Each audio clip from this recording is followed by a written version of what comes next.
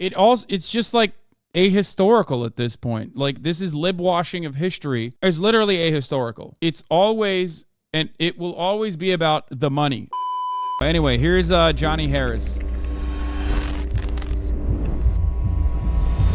In the summer of 2002, the director of the British intelligence agency MI6, Richard Dearlove, traveled to Washington, D.C. to meet with the director of the CIA, George Tenet. The topic of the meeting was Iraq and its leader, Saddam Hussein. In the meeting, the CIA director shared classified information with his... Yeah, he's not going to talk about Afghanistan. I think he's just going to talk about how, like, they sold... Are you not mad at Johnny anymore for his Joe Rogan video? No, I will never forgive and never forget that fucking Joe Rogan video was so bad. It's just that, like, he's doing the classic thing of, like, well, the Iraq war was bad, which is, like, well established. Fucking Republicans are anti-Iraq war, man. Come on. Like, Johnny Harris is going to talk about how the Iraq war was sold on a lie, okay, without factoring in why 9/11 happened, I mean, I'm sure that's like a more comprehensive video, but he's going to talk about how 9/11 was used to sell the Iraq war, and like Donald Trump ran on being anti-Iraq war and like bludgeoned Hillary over the side of the fucking head with that. So I'm sorry, this is a universal position, okay?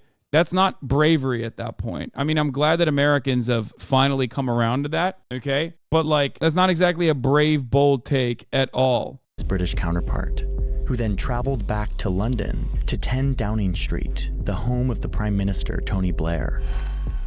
Dearlove told his Prime Minister everything about what was really happening behind the scenes in the United States.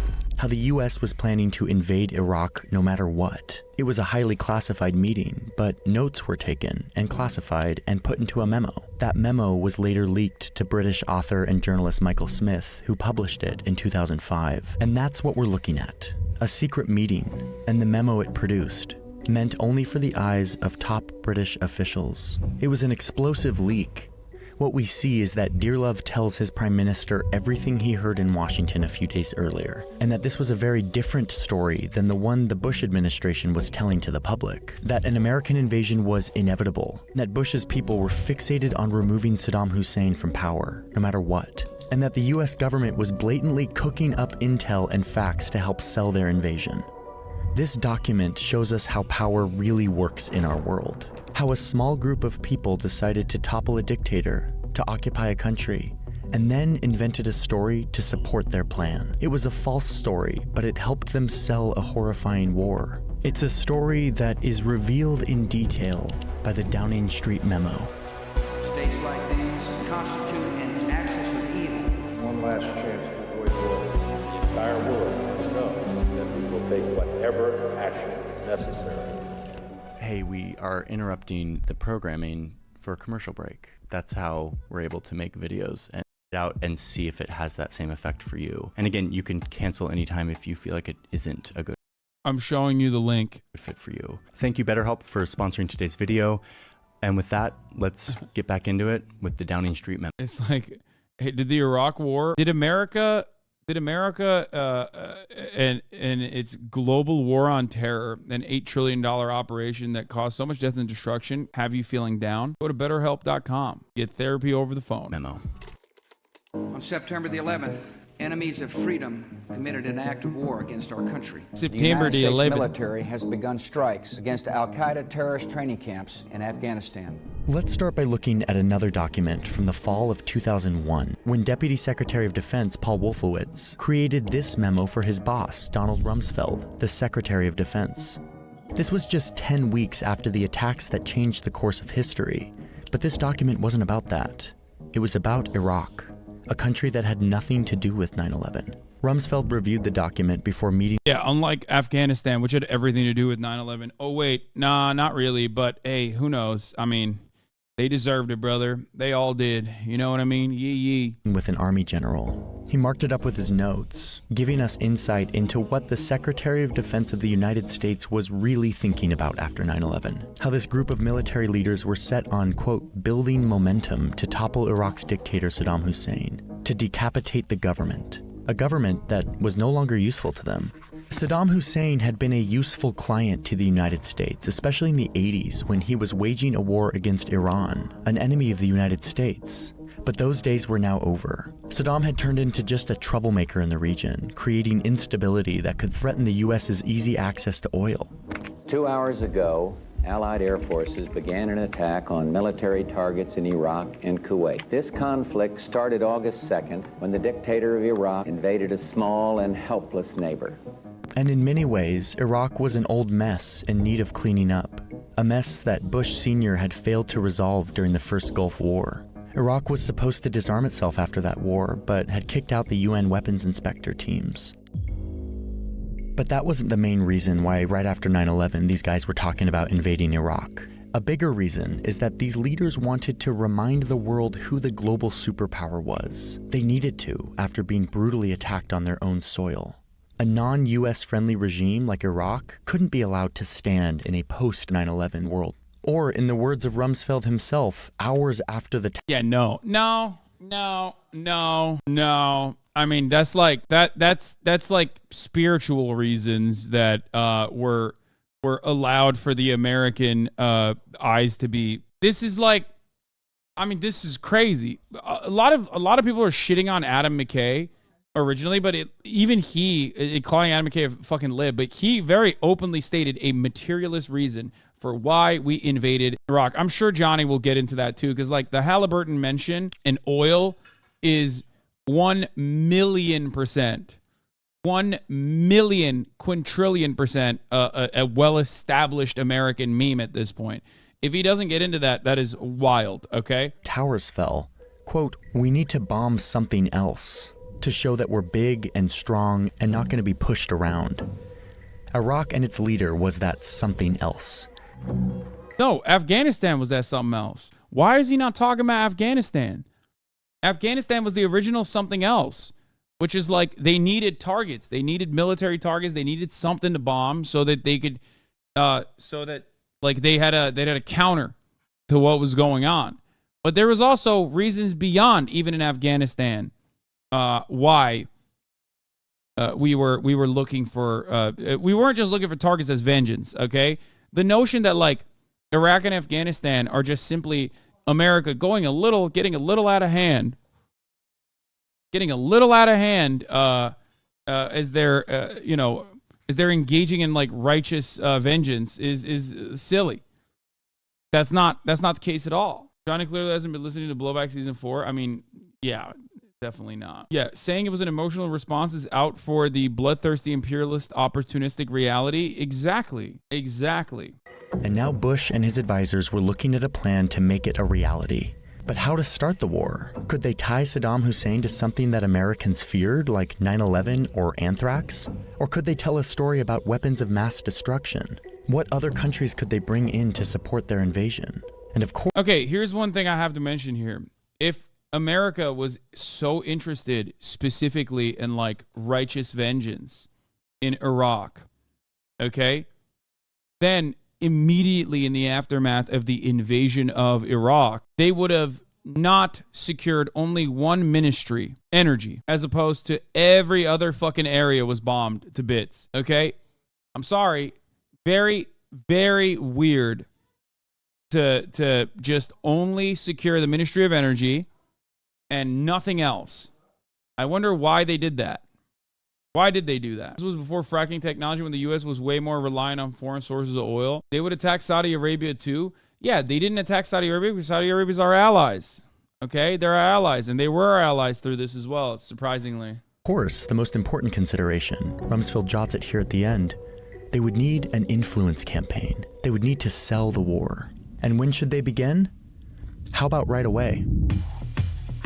Iraq continues to flaunt its hostility toward America and to support terror. 3 months later, the president was telling the world that Iraq was one of a group of evil countries that the U.S. must oppose in the global fight against good and evil. States like these constitute an axis of evil. The price of indifference would be catastrophic. By the summer of 2002, this idea that Bush's advisors had scratched down after 9/11 was developing into an official policy. That handwritten influence campaign to sell the war was now in full swing. There is no doubt that Saddam Hussein now has weapons of mass destruction. The Iraqi regime has been free to pursue the development of weapons of mass destruction. We know they have weapons of mass destruction. There isn't any debate about it. And this is exactly what the head of MI6 told Prime Minister Tony Blair at his house in the summer of 2002 after meeting with the CIA in Washington. It's what we see in the Downing Street memo, that there was a perceptible shift in attitude in Washington, and that the US invasion of Iraq was now seen as inevitable, and that they were now fixing intelligence around a decision that they had already made, and that the US wasn't really planning to work with the UN. They didn't want weapons inspections or getting UN approval for military force. And crucially, the head of the MI6 tells the Prime Minister that these Bush people aren't really thinking much about the aftermath of such an invasion. Oh man, they just like, again, they're just like silly. They're just angry. Am I crazy? I feel like this video portrays it as just like these guys are simply just like really mad and they wanted to do this because they were really mad and they were out for blood. And it's wrong that they were out for blood, even though like, you know, something really terrible had happened in America. And you know, that's the reason why they decided to take action. And they were just inconsiderate. They were inconsiderate about like the consequences of that. And it's like, yeah, there's truth to there's truth to everything he's saying. It's just that that's not the main reason. And you end up absolutely missing the major reasons as to why America keeps finding itself in fucking war and destabilization plots all the goddamn time. It's very frustrating to like have this kind of perspective on it when like even Republicans understand that is not the reason. That's not the major reason. It's like turned into a meme at this point. Like the classic, oh, is there oil? We'll invade you meme is one that is bipartisan, apolitical. You know what I mean? It's just established fact, well-established fact. I don't really understand it. What is inevitable is not regime change. It is disarmament of weapons of mass destruction. This memo wasn't supposed to be seen by anyone but just a few, and that's why we can learn from it. It serves as one of the most potent pieces of evidence that the Bush administration was maneuvering two very different stories. Their private story about the need to remove a dictator to project US power, which was in stark contrast to the public story that they had to tell to sell the invasion. Their influence campaign. Any country on the face of the earth with an active intelligence program knows that Iraq has weapons of mass destruction. I mean, they just fucking straight up lied about every part of this, and it's weird to just, I don't know, almost lib-wash it. I wouldn't say whitewashing these war crimes, but like lib-washing it. Very odd. I have to pee real bad. Because they knew that if they were really going to sell this war, they would need to convince not only the American public, but also Congress, and at least partially the international community. What we learn in the Downing Street memo is that they had settled on two main focus points for their story. That Iraq has weapons of mass destruction, and that they're also working with the masterminds of 9/11. Not long after this meeting between MI6 and the CIA, Bush and his allies ramp up their influence campaign to sell their war. We've learned that Iraq has trained al-Qaeda members in bomb-making, poisons, and deadly gases. The sales pitches to the American people for an invasion of Iraq were made with absolute certainty. Certainty that Iraq had WMDs. He had agreed, and the UN had agreed, that he would not have a WMD program. We know he does have one. Certainty that they wanted to use them against Americans and American allies. Simply stated, there is no doubt that Saddam Hussein now has weapons of mass destruction, that he is amassing them to use against our friends, against our allies, and against us. Certainty that Iraq was harboring terrorists. And al-Qaeda terrorists escaped from Afghanistan and are known to be in Iraq. And certainty that Iraq was working on obtaining nuclear weapons. And Iraq's state-controlled media has reported numerous meetings between Saddam Hussein and his nuclear scientists, leaving little doubt about his continued appetite for these weapons. And these speeches were working. By the fall of 2002, Americans were in favor of an invasion of Iraq by just a narrow majority. But there was just one problem, that all of these statements were lies. Indeed, this was already known in the secret rooms of Downing Street, that the US was fixing their facts and their intel to match their already made decision. Iraq's supposed links to al-Qaeda were based on one interrogation of a guy whose testimony lacked, quote, specific details, and who was intentionally lying about it to mislead his interrogators. Bush and his allies knew this. It was clearly... Bro, I'm sorry, but acting like this is, it was simply a war of vengeance when, like, this was written in 2003 is wild to me. Halliburton, the oil services company formerly run by U.S. Vice President Dick Cheney yesterday, reported soaring revenues from its contracts to help rebuild Iraq. The company said sales in the third quarter were 39% higher at $4.1 billion. Iraq-related work transformed the prospects of its Kellogg Brown and Root subsidiary. The division's total revenues increased by 80% to $2.3 billion, of which $900 million came from Iraq, and profits grew fourfold to $49 million, of which $34 million was Iraq's business. Like, this is not about vengeance and, like, decapitating Saddam, okay? Specifically, because we just needed a different target and we needed to, like, more targets. Because, like, we satisfied that need in Afghanistan already, okay? It's just, like, ahistorical at this point. Like, this is lib-washing of history to a degree that is literally ahistorical. It's always... And it will always be about the money, not just oil, but also, you know, other material reasons like rebuilding Iraq, like with Halliburton. Like, and the oil meme in and of itself is so well established. It's not just liberals that make that meme and that joke. It's fucking conservatives too. Documented back in February of 2002, and yet publicly, the scary story about al-Qaeda being in Iraq continued to be sold by Bush and his people. The Iraqi regime has plotted to develop anthrax, nerve gas, and nuclear weapons for over a decade. The case for weapons of mass destruction in Iraq was equally thin, and senior officials knew it. Like in September 2002, when Donald Rumsfeld received this report from the Joint Chiefs assessing what real evidence there actually was for WMD in Iraq. The report is shockingly honest, and it says that the conclusion that Saddam has WMD, quote, relied heavily on analytic assumptions and judgments rather than hard evidence. That's word salad for it was speculation and conjecture. The report goes on to say that they didn't have anything solid on nuclear weapons related facilities. No, hey, but why do you put on Johnny Harry's videos when they're so lib-wash, is misinforming people on history? They're very well edited. They're still factually correct in many instances, but there's like key omissions in there. And also, I watch fucking Republicans all day. I watch people I disagree with pretty much all day. I go through it and pick apart certain aspects that are omitted that I think are very important to mention that Johnny is not mentioning. That's the whole point. And concludes that they don't know of any facilities where Saddam may be producing or testing biological weapons. And so we know now that they had almost no evidence for their story about why the US should invade Iraq. And yet, even knowing this, they kept selling the same story, convincing the American people. There's no doubt in my mind he wants to have a nuclear weapon, and he's got some capacity. Wherever threats are forming against our country, we will respond. But they couldn't go on like this forever. They knew that if they were really going to sell this war, they were going to need to show real, convincing evidence, not to the people, but to Congress. And this is where we get another instance of fixing the intelligence to fit the policy. It came in September 2002 when President Bush asked Congress to give him the authority to invade Iraq. In response, Senate leaders requested an immediate national intelligence estimate, which is a report from the entire intelligence community meant to help Congress make informed decisions. This could be— I'm sorry, but like talking about Iraq's nationalized oil production, domestic oil industry, like pre-invasion of Iraq, and what Iraq's oil output looks like now, post 20 years after the invasion of Iraq, is mind-boggling. When we're talking about how 9/11 was used to sell a war. And I do think that it's basically, it's like a cowardly way of covering this.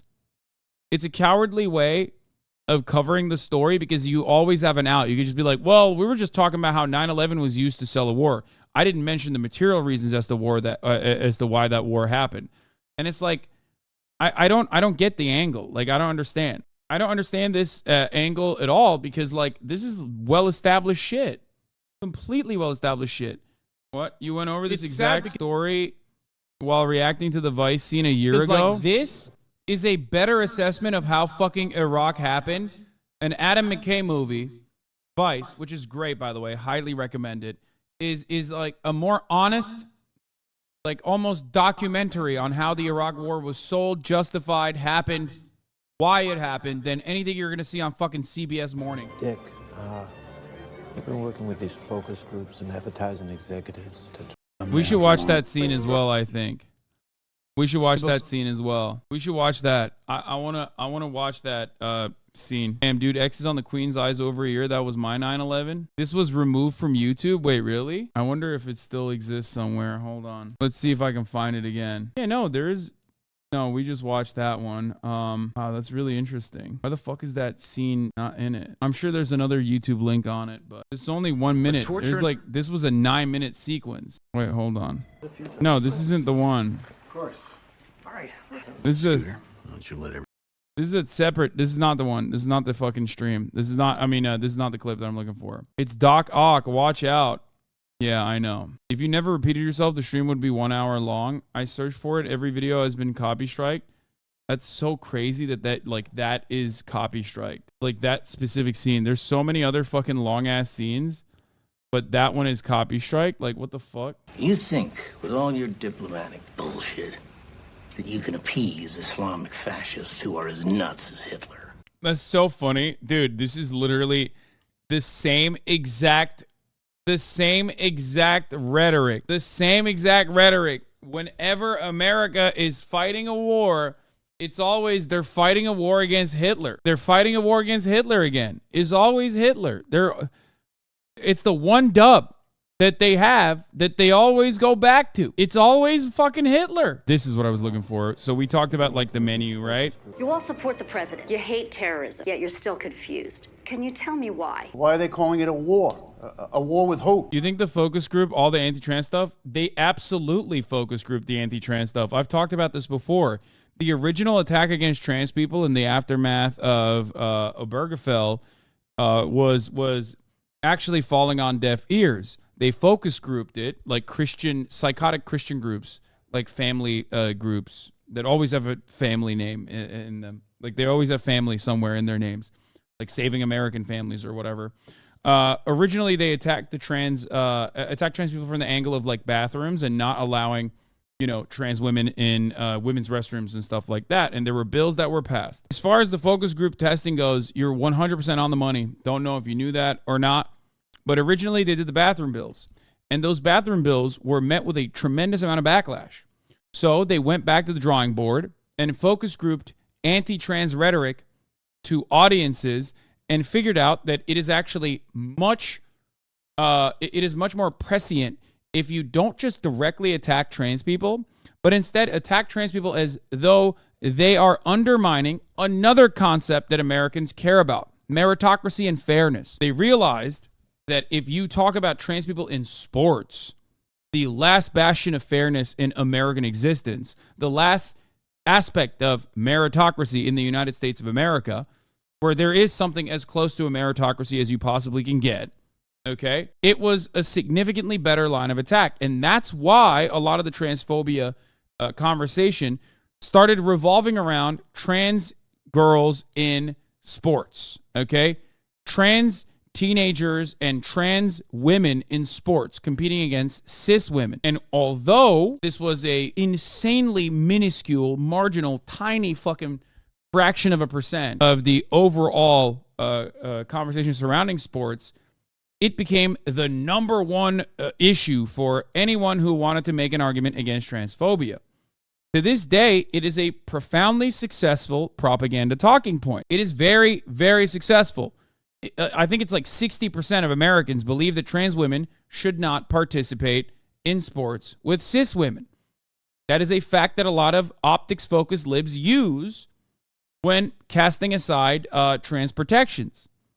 Now, of course, it doesn't even fucking matter because they moved very quickly on from the penis inspection days in middle schools, even though some states actually pushed for bills like that. They did successfully implement penis inspection day bills.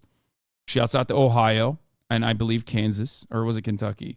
Anyway, and they barred trans girls from participating in sports, even if there was like 3 trans people in all of high school athletics. They moved away from that very quickly to any kind of trans medical care. First, they tackled trans medical care for minors. Any kind of medical care for trans minors was immediately chastised, immediately fucking cast as like an awful thing. And now they've moved away from that to like complete consensual medical care for trans adults. And even having trans people exist in public. But you have to remember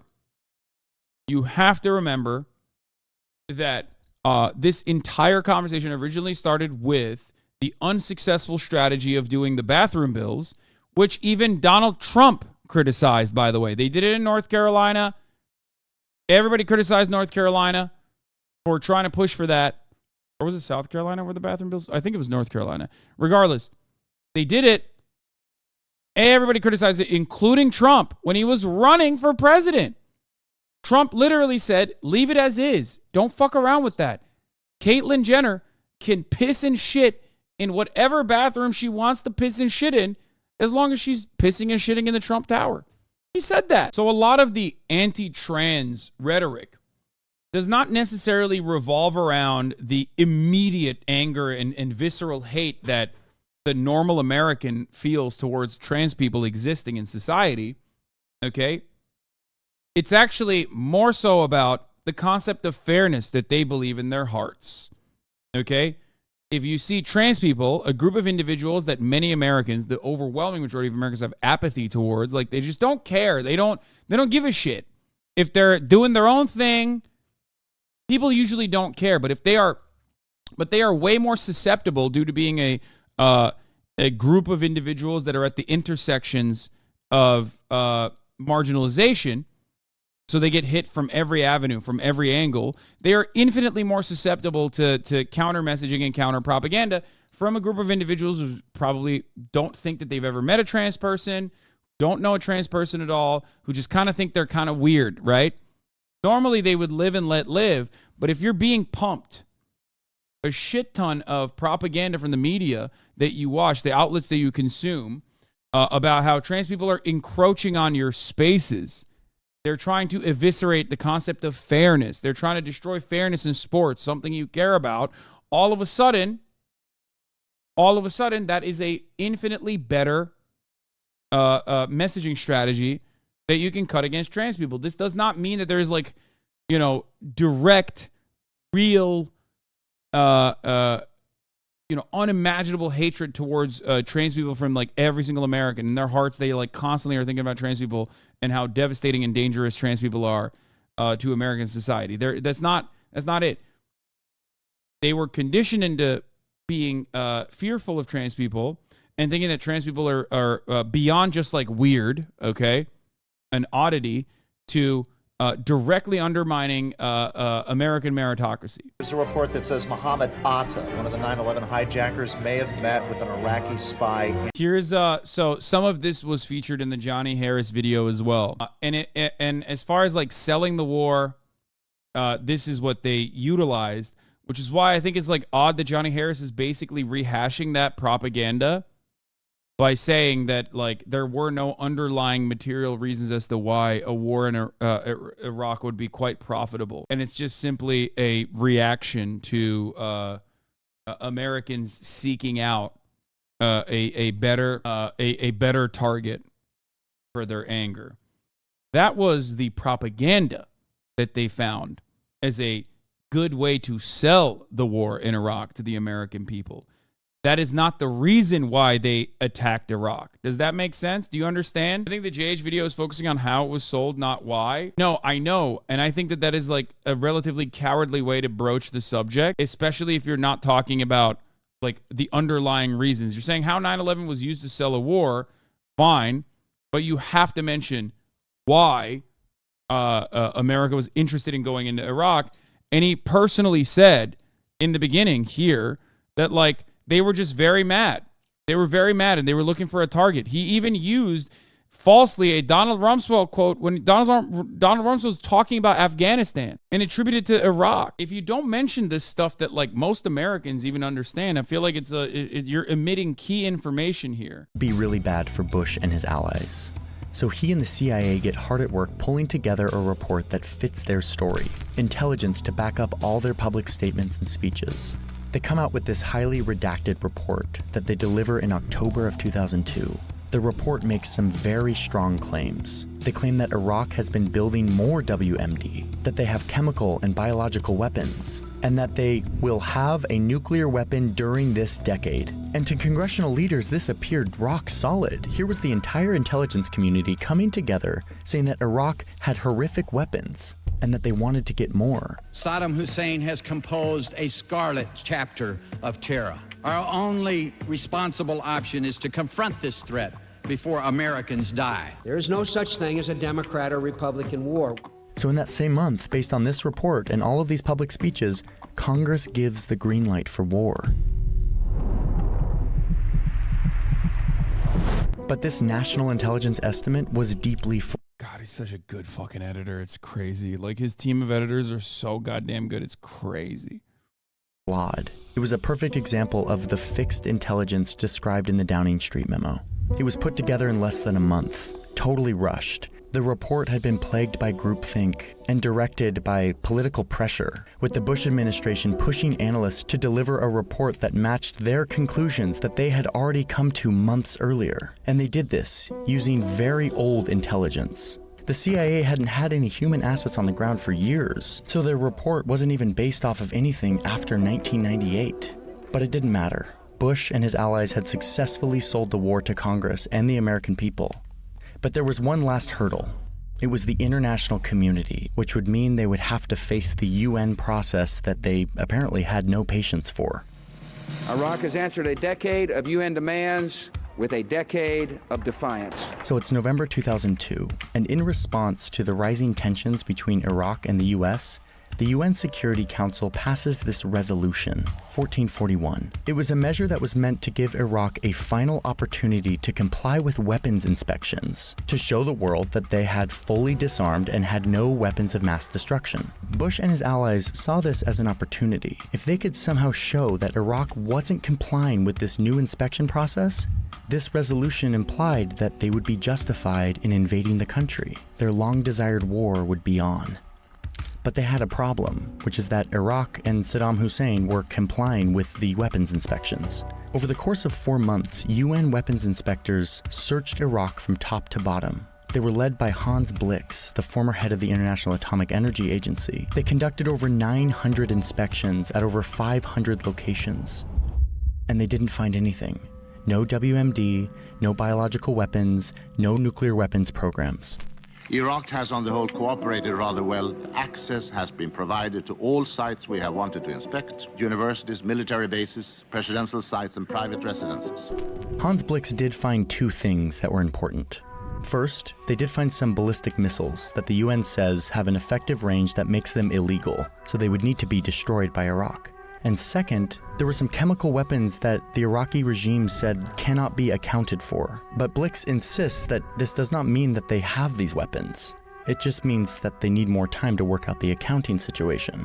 But this error was exactly what the Bush circle needed to justify their invasion. I call now on the distinguished Secretary of State of the United States of America. They sent their most respected cabinet member to the UN, Secretary of State Colin Powell. He came equipped with photos of what he says are mobile weapons facilities. Saddam Hussein and his regime are concealing their efforts to produce more weapons of mass destruction. He plays tapes that he says prove that the Iraqis are hiding their weapons. We evacuated everything to make sure it was not around when the inspectors showed up. And then he says that this is solid evidence that shows that Iraq is violating the UN resolution that told them to disarm. This whole thing contradicts what the UN weapons inspectors had found in their hundreds and hundreds of inspections. They bulldoze the process and say they have justification to invade. My colleagues, we have an obligation to see that our resolutions are complied with. They've got the American public on board, they've got Congress on board, and now the UK is in lockstep. This is the time for this House to show that we will stand up for what we know to be right. to show that we will confront the tyrannies and dictatorships and terrorists who put our way of life at risk. The Bush administration. Someone said, Powell now goes around getting paid to do leadership talks to businesses. And then maybe Mark says, no, he just actually sits in a casket. True. Both of these takes are actually true. Powell did do that. Powell did do that, and now he's dead.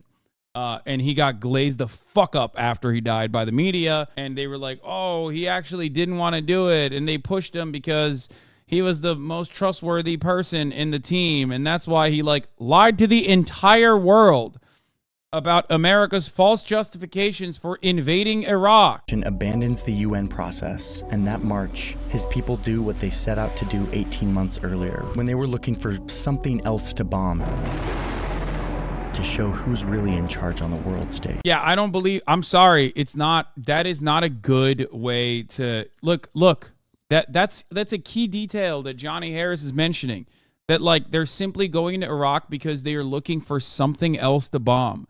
That's not the case. That is not the case at all. Tony Blair's sister converted to Islam, how ironic in a sense, lol, and I think she did it out of her own volition and not because she married some dude. War is profit, so it kind of is the case. No, the reason why they invaded Iraq was directly due to profit. It wasn't like that they were angry and they were looking for another target. They used the other target, as I'm showing you from Adam McKay's Vice, which, is dramatically reenacting a real thing that happened. The no spin shit when they were looking for ways to justify a war in Iraq, and they were focus group testing it, and people had a lot of appetite for it, specifically because they were like, well, it's a real nation state. You know what I mean? Will we tell the American people? Saddam Hussein will continue to increase his capacity to wage biological and chemical warfare. Hello? This clip from this entire sequence is a perfect way of summarizing how consent is manufactured when America needs to go to war, wants to go to war to satisfy its appetite for both bloodshed, but more importantly, for endless capital extraction. That is where this comes from. That is the real need, okay? The real interest is profit. Profit for the military-industrial complex is ballooning budgets, okay? And also an opportunity for the government to feed contracts into Dick Cheney's own company for rebuilding Iraq once they bomb the shit out of it, and also destroy the previously nationalized oil extraction industry. The domestic oil manufacturing and extraction in Iraq was nationalized. It's now fully privatized. Okay? They said an invasion of Iraq would destabilize the region, sir, and they don't believe Saddam is an immediate threat. I really want a strong coalition for this. And then this is how they lied to the rest of the world. The part that you guys saw, the yellow cake, uranium, the weapons of mass destruction, the mobile setups, mobile sites, which was all a fucking lie, just completely. 10 years after Iraq was invaded, Antonio Juhazes wrote this article, Why the War in Iraq Was Fought for Big Oil. 10 years after. It has been 10 years since Operation Iraqi Freedom's bombs first landed in Baghdad. Before the 2003 invasion, Iraq's domestic oil was fully nationalized and closed to Western oil companies. A decade of war later, it is largely privatized and utterly dominated by foreign firms. From ExxonMobil to Chevron to BP and Shell, the West's largest oil companies have set up shop in Iraq. So have a slew of American oil service companies, including Halliburton, the Texas-based firm Dick Cheney ran before becoming George W. Bush's running mate in 2000. The war is the one and only reason for this long-sought and newly acquired access. Oil was not the only goal of the Iraq War, but it was certainly the central one, as top U.S. military and political figures have attested to in the years following the invasion. I will remind you that the only ministry that was protected in the invasion of Iraq was the Ministry of Energy. Okay, the Department of Energy was the only ministry that they protected.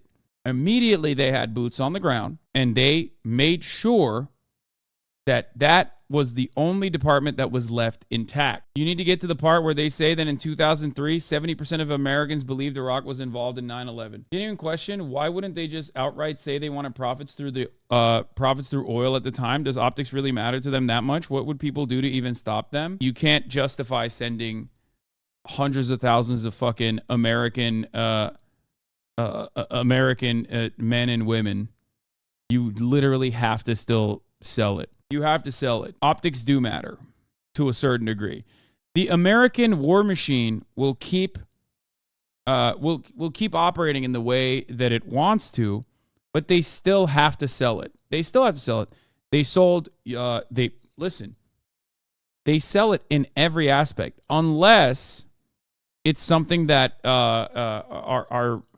it's something that people don't even consider and think about, like operations in Africa, for example. And they sell it very well. They sell it very, very well. That's why so many people still to this day look at you like you're crazy if you say anything that is a little out of pocket in regards to America's military operations. There's plenty of people who still think America is world police, and that's a good thing. And their interest is genuine. And their cause is just. We are American, and the false view of this country that most people have is that we are the good guy on the world stage.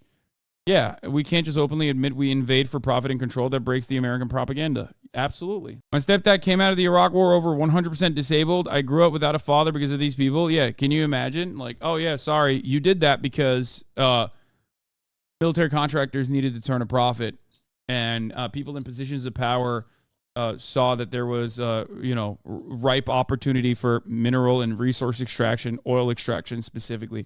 That's why your stepfather is like, eating out of a straw for the rest of his life. I have very smart friends, very progressive, who were duped by the propaganda at the time. Zoomers got to recognize how pervasive it was. It was everywhere. Everything stepping out of line had serious social and job consequences, 100%. Those of us who marched against this shit took a lot of shit from it and was insulated from, and I was insulated from most of it anyway, being in college. Yeah, 100%. There was no fucking criticizing the American war machine for a very long time. And think about it this way. There's bipartisan support in Congress for increasing the military discretionary funding year over year. It's the one aspect of our endless budgets that never gets called into question at all. Now, obviously, certain elements of that are always getting hit with austerity. It's the healing side of it, Veterans Affairs, and like what you actually do with the veterans after they're fucking, after they've sold their body to the American war machine and got fucked up permanently, that part, that always gets hit with austerity. But there's never a question about increasing the military budget, ever. There's a reason for that. Because there's a healthy appetite for it. Everybody considers it important. Clear Channel had pro-war rallies around the country. Yeah, ironic when you consider what they've become. But yeah, I love that a lot of you are putting the chicken after the egg here. Why do they need, or you're literally saying why they do this propaganda. Why do they need wars to justify giving money to weapons manufacturers when it seems no one pushes back on that anyway? That's what I'm trying to explain to you, man. The reason why no one pushes back on it is because of this fucking propaganda. Propaganda that directly corresponds to the material needs of a liberal capitalist democracy is going to be incredibly powerful. Our institutions are designed to make you feel like these are necessary things that we're doing. That's the point. You look around and you go, I don't even get it. Why do you even need propaganda at this point? Because like it just works. The war machine keeps running, right? It's like, no, this is the reason why. Because they have a very successful multi-billion-dollar machine that finds new targets and justifies America's actions against said new targets. Vilification of the enemy, instilling a sense of patriotism and making it work every single time. These outcomes were by design, the result of a decade of the U.S. government and oil company pressure. In 1998, Kenneth Durr, the CEO of Chevron, said, Iraq possesses huge reserves of oil and gas reserves I'd love Chevron to have access to. Today it does. In 2000, Big Oil, including Exxon, Chevron, BP, and Shell, spent more money to get fellow oilmen Bush and Cheney into office than they had spent on any previous election. Just over a week into Bush's first term, their efforts paid off when the National Energy Policy Development Group, chaired by Cheney, was formed, bringing the administration and oil companies together to plot our collective energy future. In March, the task force reviewed lists and maps outlining Iraq's entire oil productive capacity. In March, this is before 9/11. This is after Cheney was elected as vice president, where they had literal maps of Iraq's entire oil productive capacity. Planning for a military invasion was soon underway. Bush's first Treasury Secretary Paul O'Neill said in 2004, already by February 2001, the talk was mostly about logistics, not the why to invade Iraq, but how and how quickly. In its final report in May 2001, the task force argued that the Middle Eastern countries should be urged to open up areas of their energy sectors to foreign investment. This is precisely what has been achieved in Iraq. Here's how they did it. The State Department's Future of Iraq's Project Oil and Energy Working Group met from February 2002 to April 2003 and agreed that Iraq should be open to international oil companies as quickly as possible after the war. This is before the war in Iraq. This is post 9/11 now and before the war in Iraq. The list of the group's members was not made public, but Ibrahim Bahr al-Aloum, who was appointed Iraq's oil minister by the U.S. occupation government in September 2003, was part of the group. According to Greg Mutit, a journalist and author of Fuel on the Fire, Oil and Politics in Occupied Iraq, Bahr al-Aloum promptly set about trying to implement the group's objectives. What was that about? Resource maps? Oh, that's the Afghanistan one. Pete Buttigieg has a huge resource and mineral map of Afghanistan on the wall of his living room. Anyways, I'm sure his work on economic stabilization in war zones while at McKinsey and in naval intelligence before that was totally above board and 100% ethical. Yeah, as a separate one. Bush tried to pull that addicted to oil bullshit late in his administration like he wasn't responsible for furthering that addiction. On January, Mr. Speaker and Senator Lott, on January 26th, we sent a letter to President Clinton expressing our concern that the U.S. policy on containment of Saddam Hussein was failing. The result, we argued, would be that the vital interests of the United States and its allies in the Middle East would soon be facing a threat as severe as any we had known since the end of the Cold War. We recommend a substantial change of the direction of U.S. policy. Instead of further futile efforts to contain Saddam, we argued that the only way to protect the United States and its allies from the threat of weapons of mass destruction was to put in place, this is 1998, spoiler alert in the chat for some of you fucking annoying little shits. Okay? Man, is it really hard to talk about the OG 9/11? Yeah, dude. Mr. America Deserved 9/11 is afraid of talking about fucking Chile. Like, yeah. Yeah, you're right, dude. I'm terrified of talking about the original 9/11. Like, what are you, crazy? Of course I'm going to talk about it. Just wait. In February, the Clinton administration embraced the agreement between the UN Secretary Kofi Annan and the Iraqi government on February 23rd. Okay. The American people need to be made aware of the consequences of this capitulation of Saddam. We will have suffered an incalculable blow to American leadership and credibility. The administration will unnecessarily put U.S. troops at risk in the Persian Gulf with weapons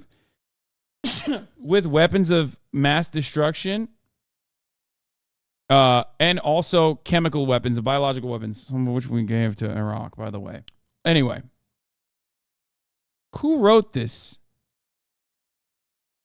Elliot Abrams, William J. Bennett, Jeffrey Bergner, John R. Bolton, Paula Dobriansky, Francis Fukuyama, Robert Kagan, Zalmai Khalilzad, William Crystal, Richard Pearl, Peter Rodman, Donald Rumsfeld, William Schneider Jr., Vin Weber, Paul Wolfowitz, R. James Woolsey, and Robert B. Zellick. So in 1998, you mean to tell me that these guys were talking about attacking Iraq? Huh. How did that happen? It's crazy that so many of those people I just mentioned directly were involved in the invasion of Iraq. Huh. But Bill Kristol apologized, so he's fine, right? Every single one of these dudes should be in jail, okay? The ones that are not dead. The ones that are dead already, God sorted it out, you know what I mean? They're in fucking hell. They're burning. Odd to me that a lot of this stuff doesn't get coverage in the Johnny Harris video talking about, you know, how 9/11 was utilized as a means to invade Iraq without talking about why we invaded Iraq to begin with. Am I crazy? I feel like he's done a video on Iraq before. Like, why is this video not featuring that aspect of it? My fellow citizens, American and coalition forces are in the early stages of military operations to disarm Iraq, to free its people, and to defend the world from grave danger. America faces an enemy who has no regard for conventions of war. He dismissed Why oil. did the Wait, wait, did I watch this? Clear very soon amongst intelligence and counterterrorism people that Al-Qaeda was behind it. This terrorist group that was mainly based in Afghanistan. Kilometers away. What the hell is this guy talking to do with this about the piano? Who of Iraq's people live either way up here, where what George Bush wanted and felt like he needed, and it turns out what a lot of American lawmakers also wanted, was a clear, decisive target. Not to try to... Where's the fucking oil part? 42 minutes long, 452,000 views. And they give us weapons. Foreign enemies like Venezuela, which the Democratic country, right? I mean, that would literally fascist Latin American death squads. Like, it's just... You're crazy, dude. You're a crazy guy. It sounds like, where's your tinfoil hat, dude? What? I didn't learn about this in school, so it must not be real. And told him to hush up with all the anti-American holy war talk. So Osama finds the guy that facilitated that would never in a million years get pardoned by the president and then end up, I don't know, being put in charge of one of the most significant, one of the most influential lobbies in the fucking country, right? I mean, that would literally never happen, right? Or maybe the guy that participated in the cover-up wouldn't currently be sitting in the Trump administration years later as the czar of dealing with America's foreign enemies like Venezuela, which the Democratic parties, like senators, have openly admitted we failed on doing a coup d'etat, on just a soft coup d'etat, just a light one, in public. And both parties have the same foreign policy interests. That would never happen. That's a conspiracy. That's crazy, dude. Can I say something? That man surely, now this is an old video. This is from September 16th, 2020. Okay? That man surely, that I'm speaking of, would have no role in the Biden administration, right? I mean, please. There is no way that man, I mean, this is a Trump guy. I mean, Trump did this because he's bad and wrong, and American foreign policy is not bipartisan. I mean, come on. No fucking way, right? I will reveal the answer behind the paywall. Because at the top of the hour, there's a 3-minute ad break. There it is. Okay? And if you no longer want to see those ads, all you need to do is subscribe for $5 or free with a Twitch Prime by connecting your Amazon Prime account to your Twitch account, where you get one free Prime subscription a month. Use it on your favorite broadcaster. Hopefully that's me. You can also get gifted a sub if you want to see the future telling and most consistent streamer on the planet reveal the truth about... Oh my God, wait, what is that article? Biden to nominate Elliot Abrams, who lied over Iran-Contra, to a key panel? Wait, what? No. What? I thought things were going to be different, dude. What the fuck? Wait. No. How does this guy keep getting fucking... How does he keep getting positions, dude? At this point, it's a fuck you, okay? At this point, it's a fuck you. It's a fuck you to everybody. What are you going to do about it?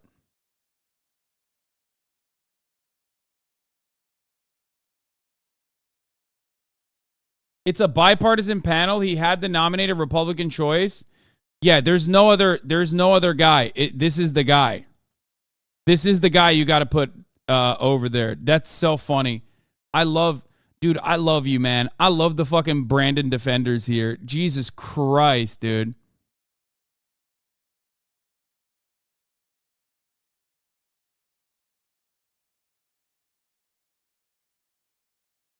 He lied about El Mozote, the largest massacre in modern Latin American history, in which 800 plus civilians were murdered by the Salvadoran government, the majority of whom were civilian.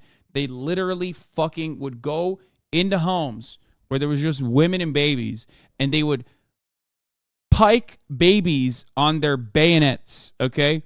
American-trained militias, for the record. American military-trained militias. They would throw babies up in the fucking air and put a fucking bayonet through the babies. Now, you know, that's just a guy, right? He's just a guy who worked hard to hide that.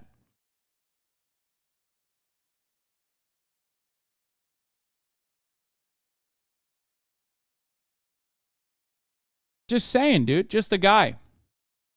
Keeps getting promoted in the positions of power. How does that keep happening? How does that keep happening? Well, maybe it's just that we're supposed to be doing these things. So, of course, he's going to get promoted because he's doing his job. Because his position dictates he does things like that. You know? He's supposed to do things like that.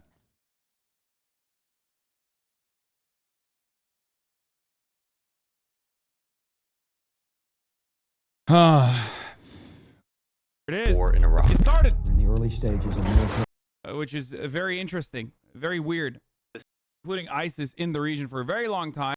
You know, 9/11 was a pretty sophisticated attack. There's no way that this ragtag terror group of Al-Qaeda could have pulled it off all alone. They probably had help from Saddam in Iraq. And then Wolfowitz says that when it comes to global terrorism, Saddam is actually the head of the...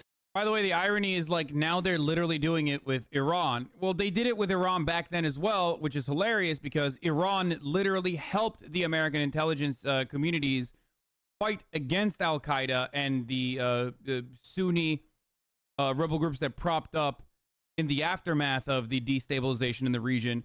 And they have fought back against the... the oil part is the first 30. Just wanted to project American power. Oh, wait, here it is. War in Iraq. It started. In the early stages. I gotta pee. I'll be back. Growing up, the narrative was always oil. So it was like we went to Iraq to get oil, like America always does. We might find ourselves without adequate supplies of energy in the future. All major oil fields in the South are now under coalition control. But that's kind of the lazy explanation. It's not quite it. Oil's a part of it, but it's not the main reason. We went to war in Iraq because several powerful American men wanted to. Some of them thought it was vital. We had to. Others just wanted to project American power. But either way, here we are 18 years later. Nearly 10,000 Americans dead, over 200,000 Iraqis dead, over $1 trillion tax dollars spent. And the result? A Middle East Trillion tax dollars spent on Iraq alone, by the way. The total cost is $7 trillion since the beginning of the war on terror post 9/11 era. I think it was $7 trillion. It might be 8 by now. Like $7 trillion fucking 2 years ago. And that's a conservative estimate. Feel like there's TOS here. You should wait, let a mod check it first. Yeah, I think there might be TOS here. I'm welcoming Johnny into my home, but I feel like Johnny is gonna welcome TOS into my home. You know what I mean? Like, I'm a little worried. Hi, it's on day 3 in the Pentagon. I found forced feminization vaccine. Do you want an early copy in your PO box? Let me know. Thank you, please.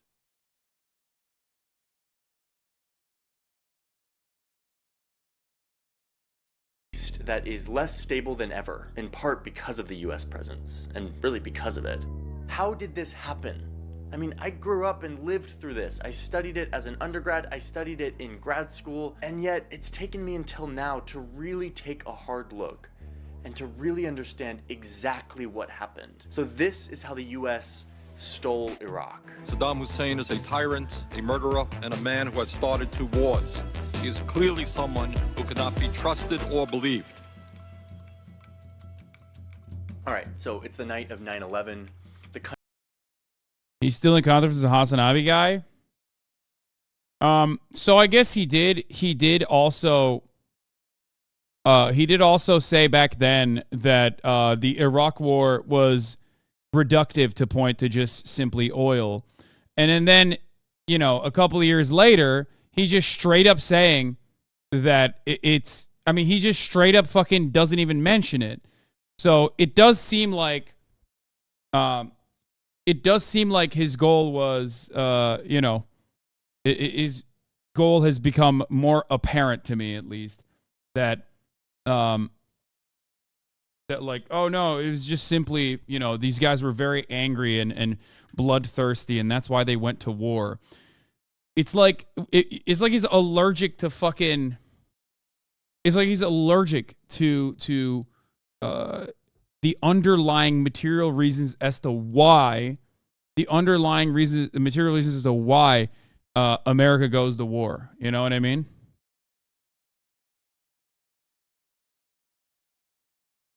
It's crazy.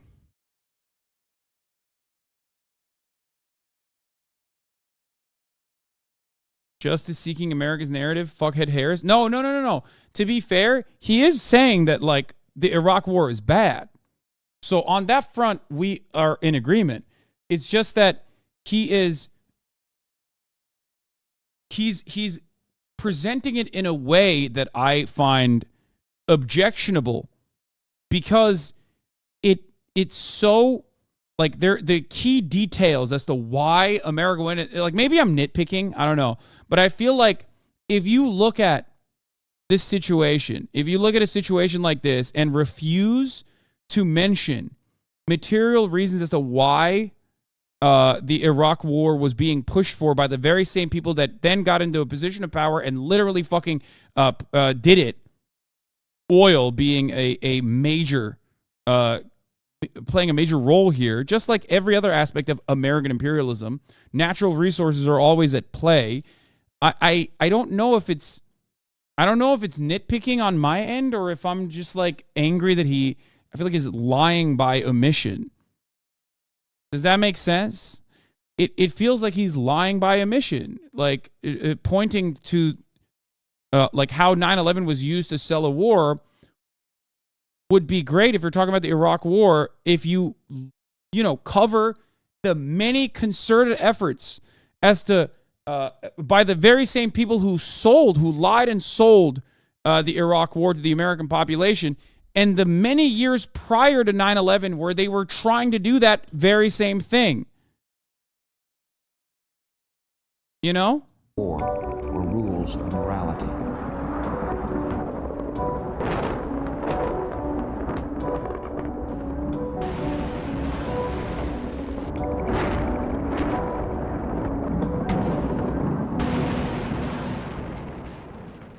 Bush's war took the life of an estimated 500,000 Iraqis and thousands more who fought for their country. And over the course of a decade occupying Iraq, no weapons were found, no nuclear facilities, no mobile weapons. Like, he literally said the Iraq war was bad and it was wrong and it was sold to us with a lie. And he basically fucking stated that the major reasons as to why they were so horny to fucking invade Iraq was because they were looking for real targets, which is crazy. No, they were looking to invade Iraq before 9/11. They were always looking to invade Iraq because Iraq's domestic oil production was nationalized. Okay? The military targets made perfect cover for that invasion. That's why Iraq had nothing to do with fucking 9/11, and America, as you describe in this fucking video, like patched it together. Labs. In fact, it seemed like Iraq had dismantled its nuclear program back in 1991 and the rest of its chemical and biological weapons just a few years later. After the invasion, the U.S. never allowed the UN inspectors back into the country to help with their search. The U.S. would never find a way to link the Iraqi regime to Al-Qaeda or to anthrax. Colin Powell, the Secretary of State... This video is not from over 2 years ago, for the record. This video is the new one. In his old video, he literally also hand waves away the oil narrative in the first 30 seconds. Who played a major... Iraq nationalized their oil in 1972, not 2000. You are also ignorant. Explain to me where in the history of this broadcast did I ever say Iraq nationalized their oil in 2000 and that's why they invaded? How could they have predated this invasion in 1998 if you think that I think that Iraq nationalized their oil extraction industry in 2000. I think you're confusing it with Iran, okay? Because Iran was moving to nationalize their oil refineries and their oil industry, and then a coup happened, okay? But I never, ever mentioned that Iraq nationalized their oil in 2000. You just made that up, you fucking donkey. I never mentioned that. I never said that. Are you that desperate to fucking catch me off guard or something? Like, oh, I caught you, you're wrong. Well, you're not, but I just made something up. Why would I have mentioned the appetite for literally invading Iraq predating 2000?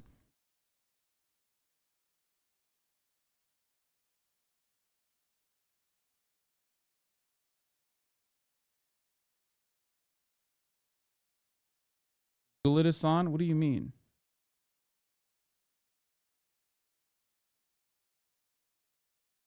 Major role in selling this war to the international community, would later say that he regrets his part in starting the war. Deeply regret that some of the information I presented, which was multi-source, was wrong. Hans Blix, the chief weapons inspector for the UN, would comment later that year that it is sort of fascinating that you can have 100% certainty about weapons of mass destruction and zero certainty about where they are. We may never know what was in the heart and minds. You think that 9/11 was a false flag instigated by nationalization that didn't happen in 2000? Yeah, I have never said that. Iraq was giving all of its oil to the West through the UN program. The Americans just wanted to profit from the sale of that oil, so the invasion makes sense in that way. I mean, in many ways. Of these senior leaders, whether they truly believed their own lies, whether they felt justified in the choices they made. But what we can learn from this story is how these leaders behaved when they thought no one was watching. Are these wars then ordered from the oil companies? Brother, what do you mean? It is the oil company. Dick Cheney was the fucking CEO of Halliburton. Like, there is no more Bushes. The Bush family is oil family as well. Like, they literally have connections to the oil industry. This is an oil dynasty we're talking about. These are direct oilmen that got into positions of power specifically so they could do the bidding of the oil and gas industry.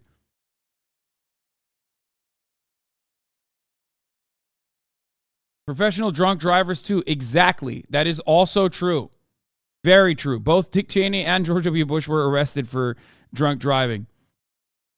Well, actually, I don't know if Dick Cheney ever was arrested for drunk driving. I know he used to drunk drive, though. I think he was arrested. I know Bush was.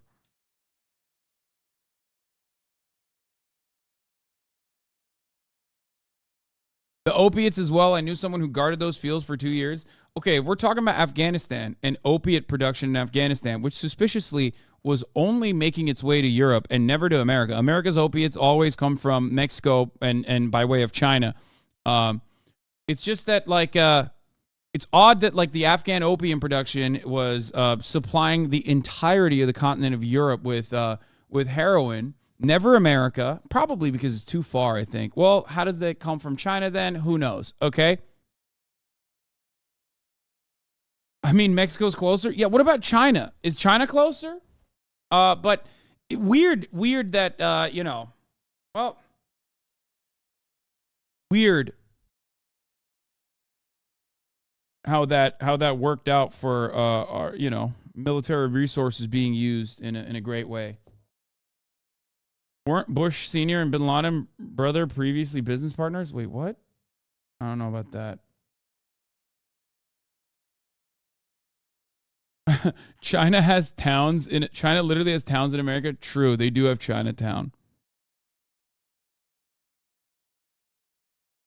And they do have police departments in America. That's true.